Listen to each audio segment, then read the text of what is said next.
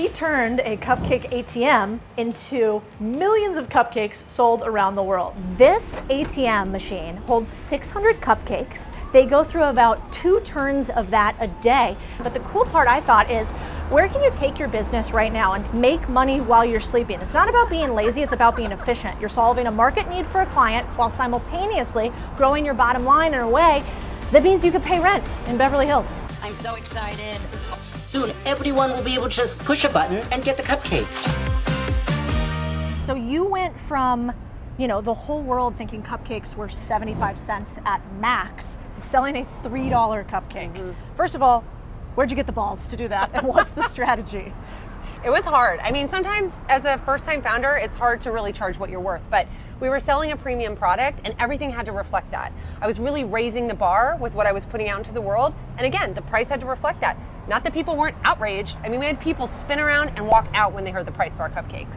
That's wild. So why, I see the reason. If you don't have a high enough margin, you as an entrepreneur have to play this crazy volume game, which is not fun and often doesn't work, especially when you're first starting out. You can't make enough money off of 275-cent cupcakes to have a storefront in Beverly Hills. Like, not gonna happen. So how did you think about pricing, and what were the 1 or 2 things that made your cupcake worth $3 besides that you said it was?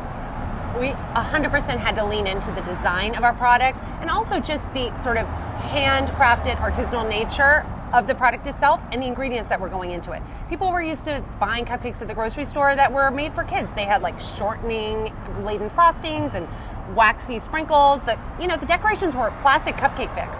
So we just elevated it all. We made, cupcakes perfect for special occasions and also for gift giving. So all of a sudden we'd elevated this little kids product into something that could compete with a beautiful candle or a beautiful bouquet or something that was a great gift to give. You kind of created this category of premium desserts at high price points. Now there are these other companies that are doing it with cookies and yogurt and whatever, but before you, that wasn't really a thing. And I'm obsessed with this idea of boring businesses.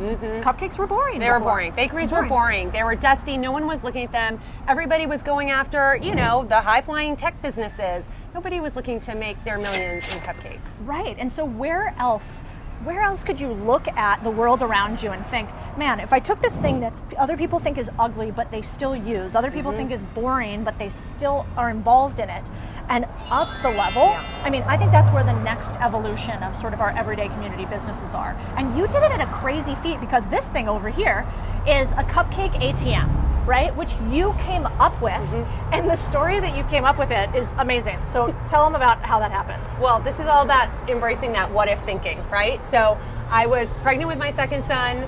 I had eaten my fair share of dark chocolate cupcakes through both of my pregnancies, mind you. I came home from a party late one night, was jonesing for a cupcake, and there were none in the house, and I got mad. Maybe a little hormonal, but I was mad. And I thought, why can't I get a cupcake at 11 o'clock at night? Why can't I? There should be a way to do that. And instead of just, turning over and going to sleep, I embraced that sort of what if thinking, what would that look like? How could you do that? By the way, we pay rent here 24 hours a day. Why shouldn't we be monetizing 24 hours a day?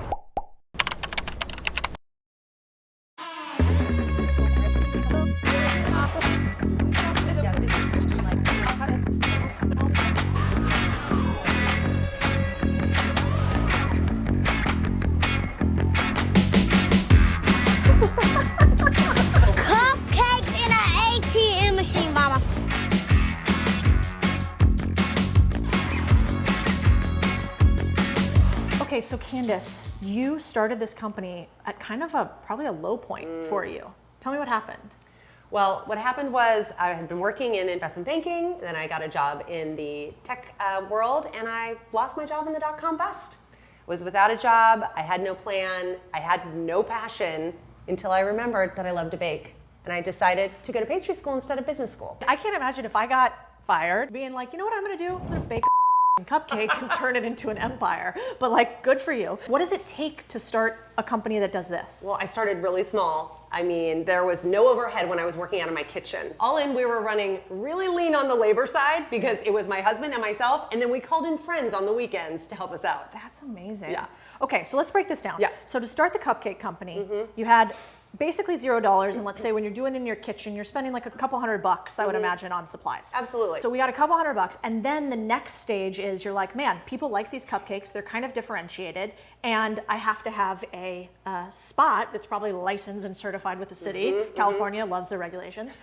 And so you had to get a location. The first one was 600 feet, right? Exactly. What did it 600 cost you? square feet, front and back. Oh my gosh, it was little guy. Yeah, really little, and it cost us, let me tell you what, this was my entire life savings at the time. It was mind-boggling to me that I had spent this, but $200,000 to renovate, build out, design the space. And you used all your own money, didn't bring any capital from anybody else. We used all our own capital. It did not bring any outside capital.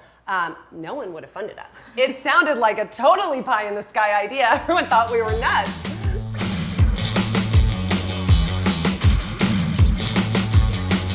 How long did it take before you actually made any money? Were you just like making cupcakes, putting it back in inventory, making cupcakes, putting it into inventory? Absolutely, but because we were so lean on labor, I mean, essentially it was my husband and myself, and we were selling a lot of cupcakes, and there's a decent profit margin on cupcakes. We started cash flowing immediately, and we paid back our investment within 6 months. For somebody that was going to go out and start an X company, let's say in the CPG space, what would you tell them to replicate from that experience? It depends on your goals, but if you're wanting to scale, honestly, I think I didn't build a team fast enough. It was great to have all those profits early on, but given that my goal was to scale nationally, I should have hired and staffed up early so that I wasn't sleeping on the bakery floor, and I could have been already planning my second location. It took us a full year to kind of get our act together, even though we had the money to open our second location.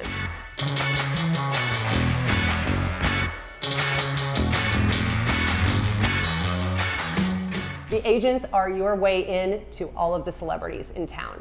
I remember one day there was an agent's assistant that was in the front of our bakery. He was there to bring back 3 dozen cupcakes for his department, his boss, the agent, top dog at the agency, and we didn't have 3 dozen cupcakes.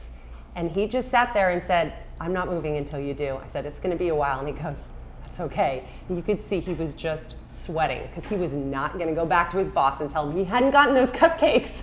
I love that. I mean, the things that I see there that I think you've done really well, just almost naturally, are one, create a market of one. Like cupcakes already existed, but how could you take it and twist it into something that nobody else has ever done before? And then 2 is go local to go national. I mean, you really said, I am going to be the LA girl, the hometown girl, and I'm going to get these people who are local and centers of influences into my business, which I think not enough people do. They're always looking for the New York Times when they really should be looking for the Oklahoma Times. Yeah.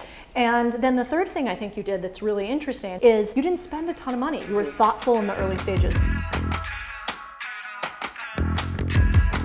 Let's talk about finding your rocks. That's what Candace did. She found big rocks, even boulders, to throw into the water that become ripples that mean that she only has to do one activity, and that activity leads to a multiplier effect, meaning she gets an unfair advantage for her action.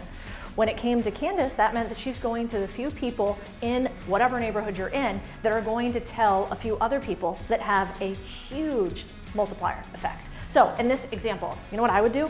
Is if I was starting a company today, I'd probably think something similar. I'd go like, who's the top #1 influencer in Beaumont, North Dakota? Who's the top #1 celebrity that's located in Indiana? And I'd probably be going to some of them and trying to like drop off a little something, give something away, because the funny thing about rocks are you give it for free, but the ripples, they're not free.